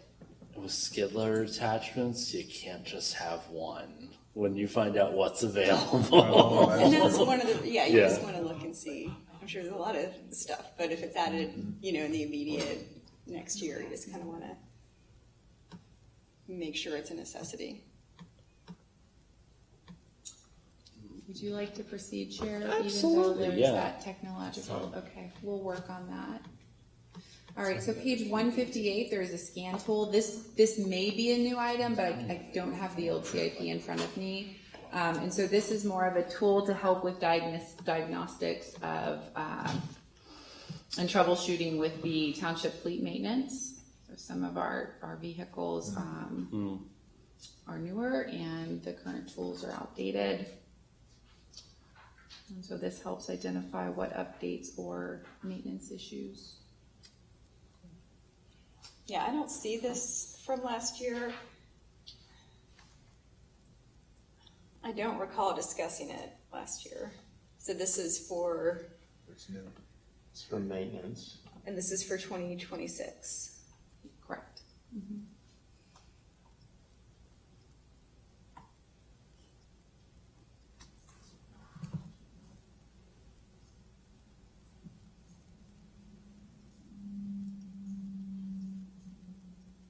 Any questions? How does- Oh, so it's a replacement. Yes. Well, this is, but my question on this is, it still works for older vehicles, but now like anything new, it's not working? For newer vehicles, it doesn't have as much of the, let's say, software updates to meet the current. We purchased the new truck, the Urban Forester truck, and so it's not necessarily going to identify some of the maintenance, and so we might pay to send it out if we need to, or do manual troubleshooting. So I think this falls under I probably would have said a must do, just simply Yeah. because there's a cost savings with having our own tool. So I think one thing to note is that we have a new mechanic in the last 12 months. He's onboarded and certainly identifying tools that might allow for increased efficiency and effective operations. And we have a new road crew superintendent. So maybe requests like this were at the mechanic level, but didn't make it through all the way up. And what you're seeing are items with new staff that are recognizing there are tools to actually be able to identify some of these things to move things along and keep things in-house. This seems like common sense because we have mechanics on staff and vehicle diagnostics can be very complex. So having this would be helpful. And I don't know, I think some of these, they could probably even like determine or decipher any maybe performance issues before that check engine light comes on that they need to take a look at as well. Are you flagging it? I'm not flagging it. Are you flagging it? No, I just had a question. So, because this was 4,000, 4,400? So, 4,400. okay, what's our CIP cutoff? What items get? 2,500 is what's in our original 2013 policy. Okay, and I think that's fine. I was just curious. I think probably just keeping the items in any of these formats where it's a replacement. I think identifying them as a replacement is helpful. So this probably should have been in last year or a previous year, just cycled in to replace, knowing that New staff, I think, identify things maybe that older staff didn't maybe prioritize as tools that could help with things like this. Yeah, fair. So Maybe I think they just were there was more of a comfort level, perhaps sending it out. Yeah, I think I made this point a long time ago about like the amount of money we're spending shipping vehicles off versus having mechanics on staff to do that work, and if this is going to keep it, yeah. And I'm just gonna go one step further. I know the pricing of some of these newer tools, so good on whoever put this through there, and maybe it was Chad, to actually, this is reasonable and probably cheaper than I would have expected if somebody gave me, a blank check theoretically to buy one of these things. So good on them for being, responsible and thinking about the cost, because these things can go a lot more. Yeah, and once you get into the narrative and see it's actually a replacement of an existing thing, it's a different story than a brand new thing identified. Like, this might help, we don't know, we'll find out, but it's actually replacing something that's already in use. Good grief, I think in some cases I think even just for your own personal vehicle, if you went to a mechanic for a check engine light, you could be paying $80 to $100 just for them to hook up their computer to find out what's wrong with your vehicle. Even more. When it could be something as simple as you just need to change a filter or Things are expensive. or replace a sensor.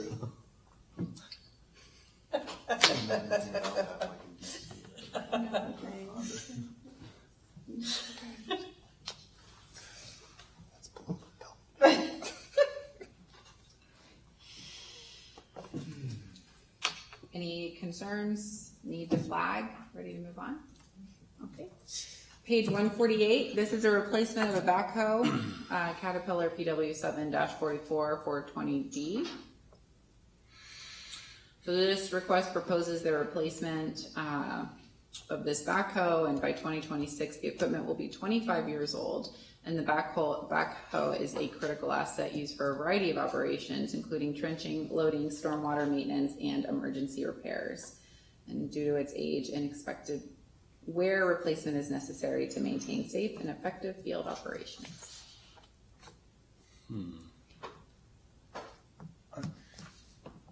What page is that one on? Page 148 in the PDF.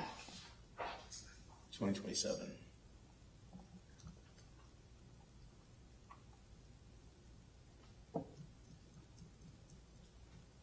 Any flags? Going once, going twice.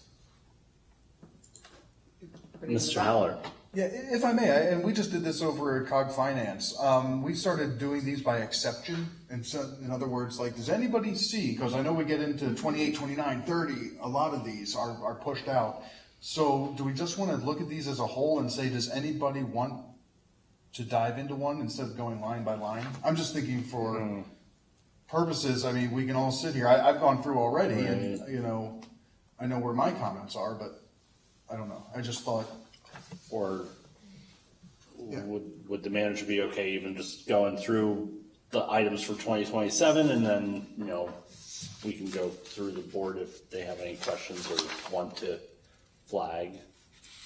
I would say, sure, everything itemized under Public Works Administration, so where we currently are for the replacement of the backhoe up until the AC machine.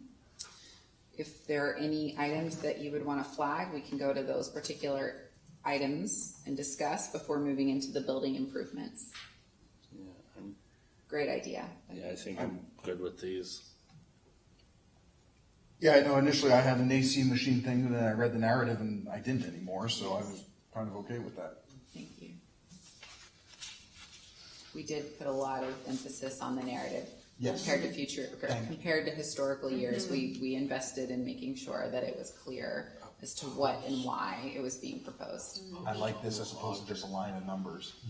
Yeah. It helps.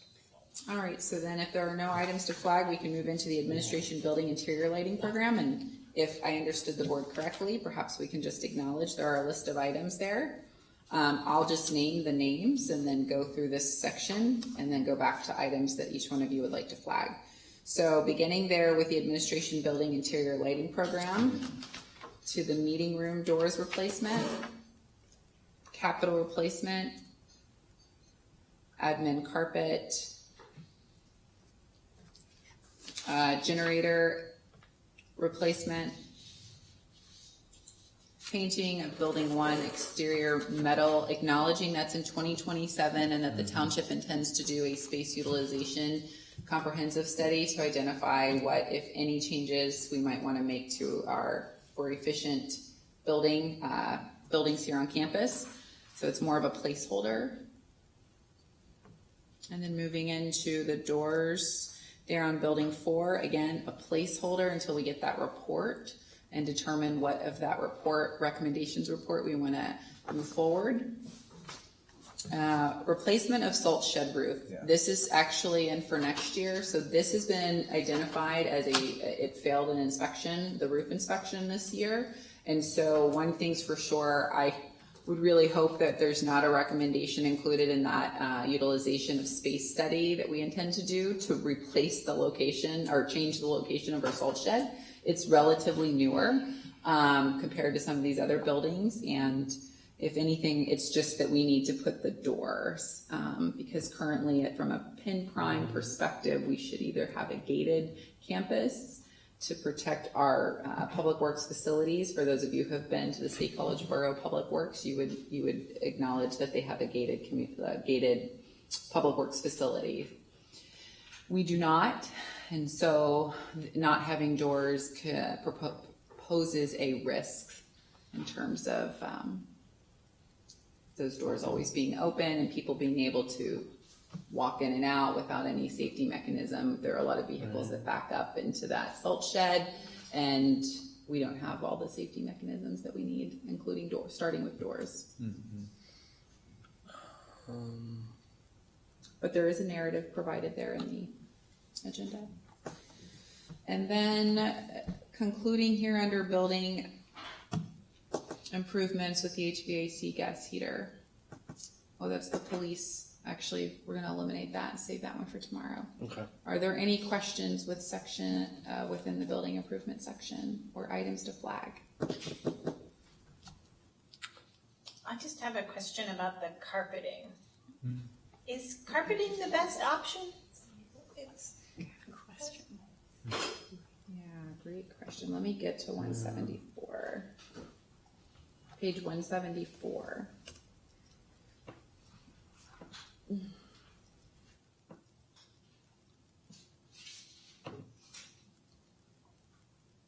Oh, so this was actually, these locations were actually in the operating budget for this year. And when we got the quotes, what we realized is that we underestimated significantly. And so these areas here for carpet replacement didn't make the cut this year, so we forwarded into I think this is 2027.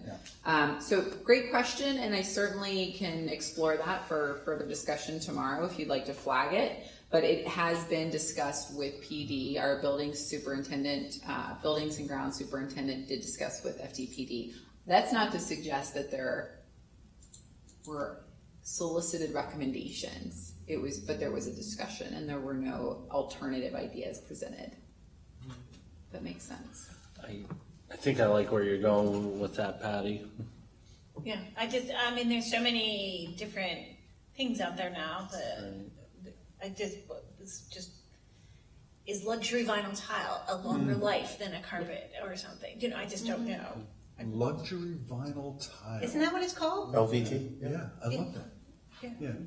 It's an upgrade already in name. I don't know. But might be more durable. Yeah, no, that's really good feedback. And so I can certainly, carry that forward, or if you want to flag it for further discussion. Most retailers are going with polished concrete anymore. It would suggest perhaps an increase in allocation of funds. And so if the board would like to make a modification to increase those funds, that would give flexibility when it comes time to exploring options. Flag. Carpet. Any other items under building improvements?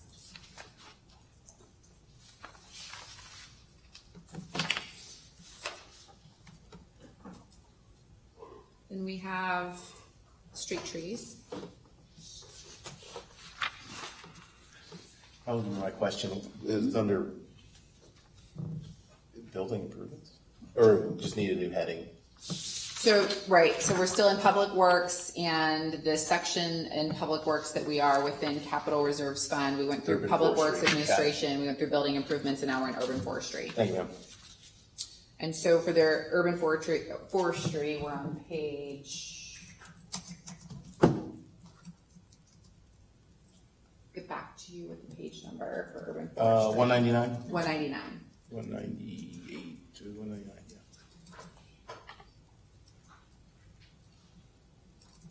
So we have the replacement of truck assignment, and then we have the street tree plantings.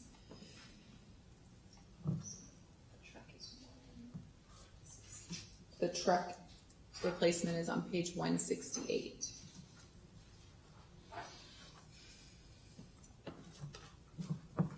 Oh, sorry, you're on the truck. What's that? We were on the truck, I apologize. That's okay. I gave you the street tree planting. So when we were having discussions for the preparation of the CIP, initially there was the replacement for Public Works, the Chevy Silverado that was purchased in 2016. It was due for replacement. And that was in addition to the urban forester and arborist truck. And so after some conversations, we removed the Public Works Chevy Silverado and are essentially replacing it with a truck that would be assigned to the arborist and urban forester for them to be able to do their work. So essentially, initially what came in was an additional purchase of a truck, and what we've ultimately done is a replacement, is what it is, but with a different type of vehicle. One that's more suitable for the work. Yes. Thank you. Any questions or comments or modifications for either of the two items under urban forestry? Just a comment in that, I've seen the truck out a lot on the, McKee Street bike path or the Viro bike path, and really needing a lot of different pieces of equipment and things like that, so. The accessories, to help with the trimming of the trees, yes. Yeah. All right, and then if there aren't any other items, or if we want to pause, we can move into the administration department.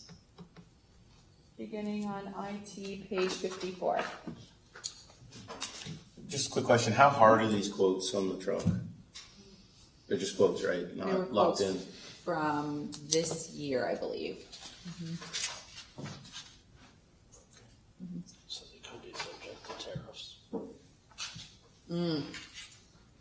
Tariffs would have gone into effect after the quote. That is a great observation. Okay.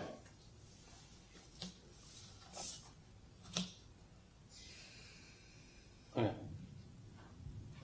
And there's some buffer between the quotes and the number here. Right, yeah.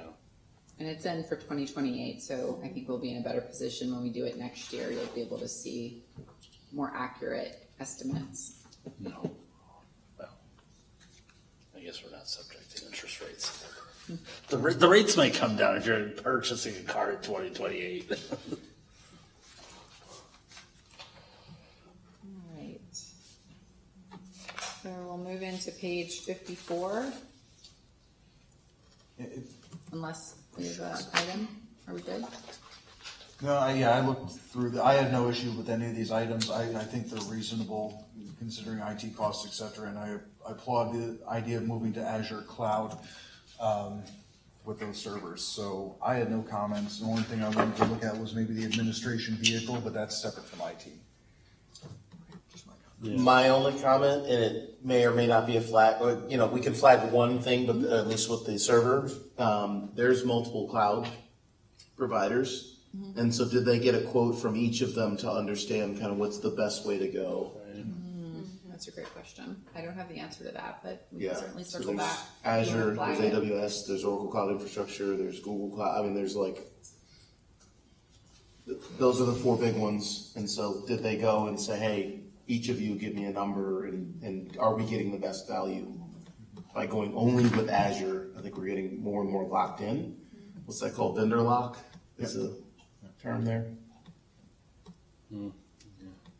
So we're flagging that one? Please, I guess Are we flagging it? let's for flag the cloud allocation? migration and just if you can get a little bit of more information on if they have some other numbers and if we're getting the best value going to Azure. And if I may add to that, or, are we going sole source essentially because we're already in Microsoft House? Like, that's a justification too, but again, it does get us into vendor lock. So a little bit more of a justification, I think, would be good tomorrow. That was all I saw. I don't have that. Anything else for IT, executive, or parks? Or we haven't gone into parks? We'll just do IT, yeah. Let's start with IT section. The administration vehicle, that's not IT, is it? It's under this section of the administration department. So in administration, we have the IT and executive as well as the parks improvement. So if there are no other questions on IT, we can move into the executive, which is the admin vehicle.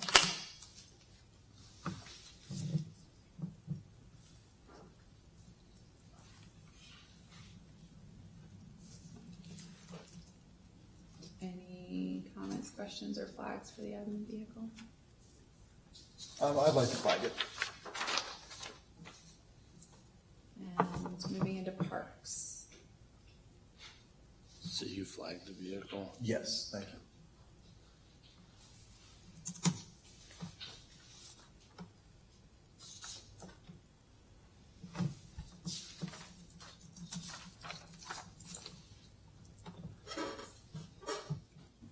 And the Parks Improvement Fund begins on page 96.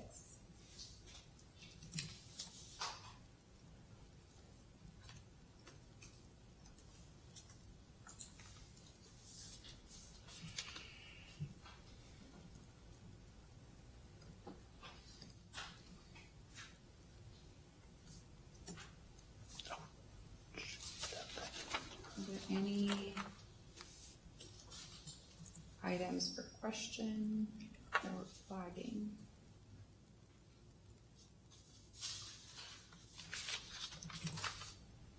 Just a quick question, the maintenance program, is this, I don't recall from the last CIP, is this a new bucket? It is a new bucket. Okay. So we have the CRPR conducts, for example, safety or playground safety inspections.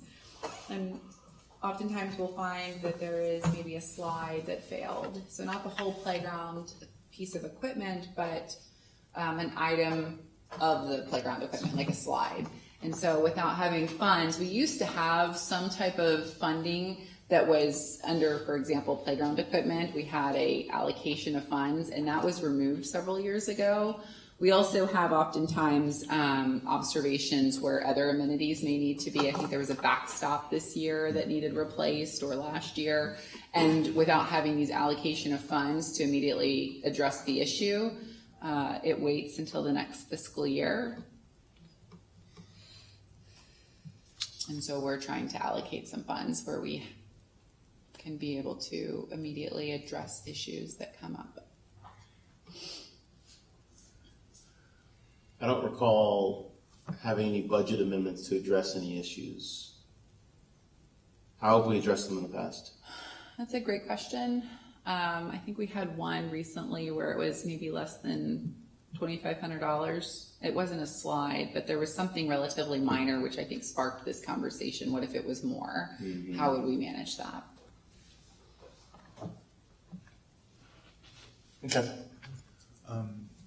I would like to either flag the Homestead Park backstop replacement or have a very quick conversation and maybe not flag it. Or are we not going through them? Oh, I was just looking at them. They requested to do sections, and so we can go through them. My very quick question is, reading the narrative here, it kind of struck me, Center County Region Parks removed it, but we're buying it and putting it back? We're paying for it to go back? So Ferguson Township's responsible for all the capital investments for our parks. We own the parks, but through our member municipality participation, CRPR does the daily operation maintenance. So like they'll do things like the replacement of like trash receptacle, like they'll not replace the trash receptacles. They'll Take out the trash. Take out the trash. Thank you. But the investment of infrastructure that exceeds $2,500 is something that comes back to the township to have to replace. Okay. Did we contribute to the conversation as to whether or not to take it out? It failed, I believe. I'm going to look to the assistant manager, but there was a failure regarding safety. It was a pretty significant issue that we had to address. Yeah, it was a. This might actually be the one that sparked the conversation about the maintenance program. Okay. It was the item that sparked that, because this happened right after the budget last year, or right after CIP last year. I can't remember the exact date, but it was a failure. It was a safety issue, so it had to be removed. And now we need to replace it. Yes, okay. It started the conversation about the maintenance items, because while we routinely get the playground safety inspection reports, there hasn't been a formal structure centered around the assessment of the other amenities. And I think the other item you're referring to that was under $2,500 was an entrance sign that needed to be replaced. And then we started looking into more of we did an assessment of all of those types of amenities that are in the parks, the things that are existing. They're just, they're there and they last for a number of years, but they experience some wear and tear. Mostly everything was in pretty good shape, but there are those odd things that come up every once in a while, signs or benches that have some rotting wood or whatnot and need repair or replacement. Prior to 2023, the playground, or that maintenance budget that the manager was referring to, was $40,000, $37,000. It was reduced to $10,000, and that really supports the playgrounds. That's roughly enough to cover all of the parts for replacement for playgrounds. We're usually much below that, but in identifying some of these amenities that kind of need some annual upkeep, maybe one-offs. That was kind of the thought behind it, was that we can do a better job of replacing those as they come up, or repairing them as needed. So it'd really be an increase from the current amount, which is about $10,000, but still below where it was before. Yeah, and I'm good with all that. Again, I was looking at this more from a budgetary approach where it almost read like, hey, see, Parks and Rec came over, said it was bad, removed it, and then all of a sudden we get a bill to go ahead and replace it. But if we were at the table to, in the conversation as to what should be done, et cetera, before it was removed, then I have no issues, and it doesn't have to be flagged from my perspective. Okay. Thank you. Thank you. Thank you. Any other items under the Parks Improvement Fund? You know what, I'll go ahead and flag.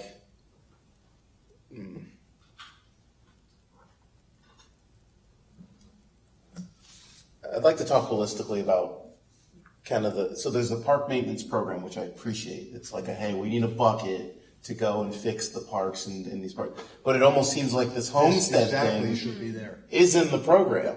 You know what I mean? So it's like we're like, hey, we have a program and we're going to do some things that probably should have been in the program we didn't have before. So there's like a little bit of like, okay, maybe we need to recognize that the program's a little beefier this year, reject everything else and say it's a $30,000 parks program, which includes a bunch of stuff that we know we need to fix, and we all know what it is.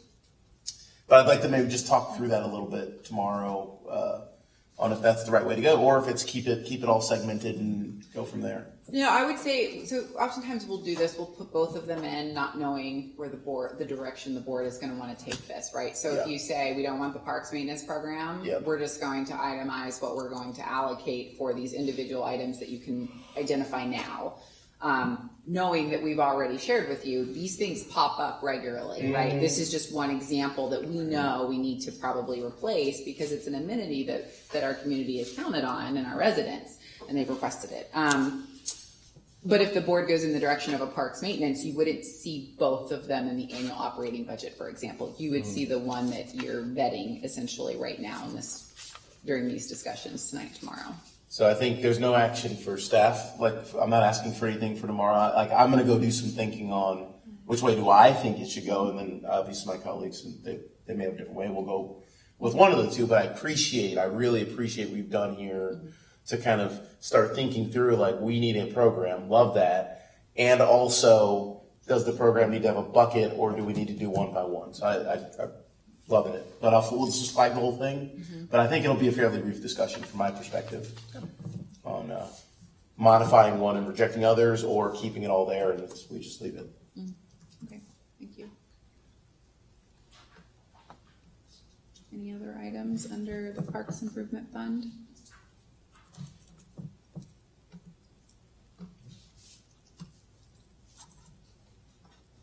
Okay. Any other items, just acknowledge that there are DCNR funds that have already been accepted, for example, for Cecil Urban and the Autumnwood. In regard to our ABCs in electronics, is the providers. Our IBCs are scattered throughout the township, our members. And not every provider is equal. And certainly we live in the western end of the township where Verizon is not even close to equal in our environment out there. And so work with the township in terms of having some discussions about the possibility of centralizing a provider for our ABCs so that we're all on the same page. But right now we're leaving all of that up to the expense and cost, et cetera, of the member of the ABC. Just as a comment. When you were talking about parks, what has happened to the fee in lieu?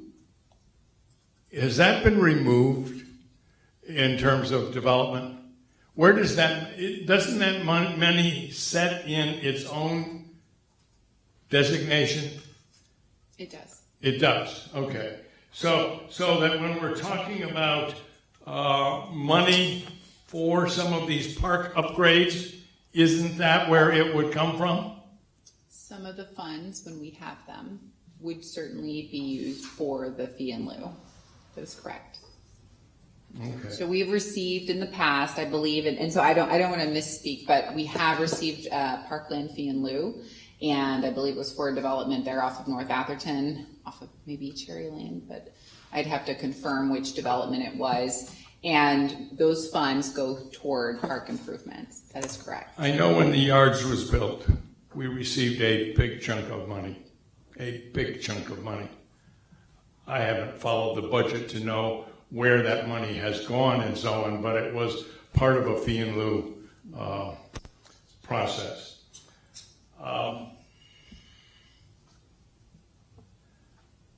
Something that gets mentioned to me frequently, especially by residents in the western end of the township, is why can't we share some of the equipment that we currently own, either with another township or with an authority, etc.?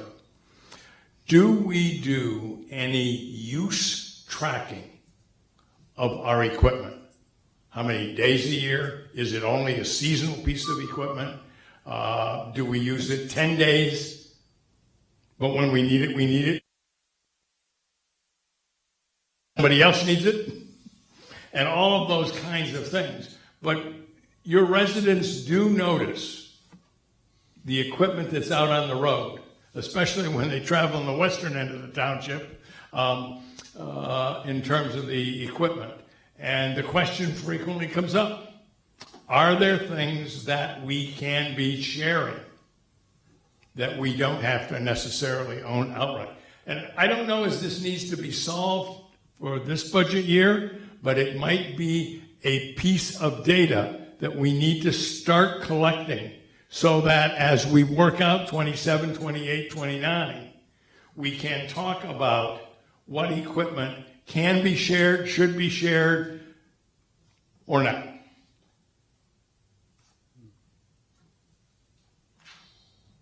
Whenever we deal with snow equipment, we're always caught with the issue of how many events did we have when we needed a particular piece of snow equipment. And that event happens and then it goes away. If we're buying all of the science related to climate change, certainly we need to start factoring in some of that kind of thing as to whether we need all of that equipment or don't.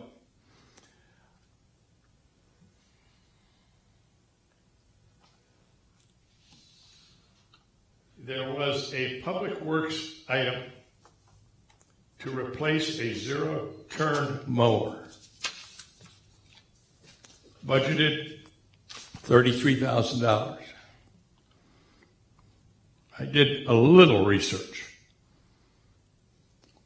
Why is $33,000 versus what I could find between $12,000 and $15,000 for the same kind of piece of equipment? I don't know where the 33 is it electric? Are we paying the extra money for it being electric or non-gas? I don't know. But that was something that was on your sheet of stuff. And I think it might have been flagged, but I couldn't keep track of all of the flaggings.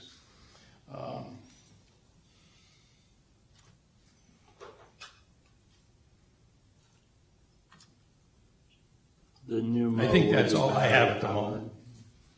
I tried to keep notes. Thank you. Are we still offline? Nope, they got you. Nice job.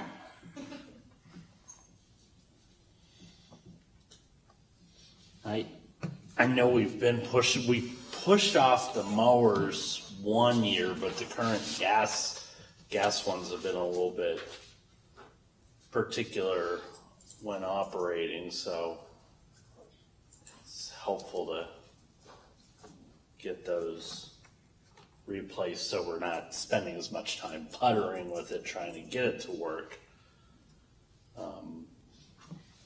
versus having them where it's ready to go and get the job done and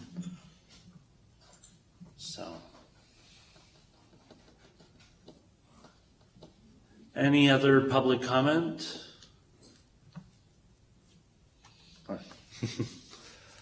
I was gonna say, I think that really puts us ahead. Yes, Mr. Heller. If I may then, is it worthwhile just kind of setting the table for tomorrow night, what we would expect to see, and then moving into the adjournment? Yeah, that's kind of where I'm thinking, you know, in the interest of the meeting tomorrow, would we be allowed to, I don't know how you're thinking, like go back through or set, you know, kind of preset some of these? Oh, no, I was just talking for other things that we have to review, police, et cetera, different things.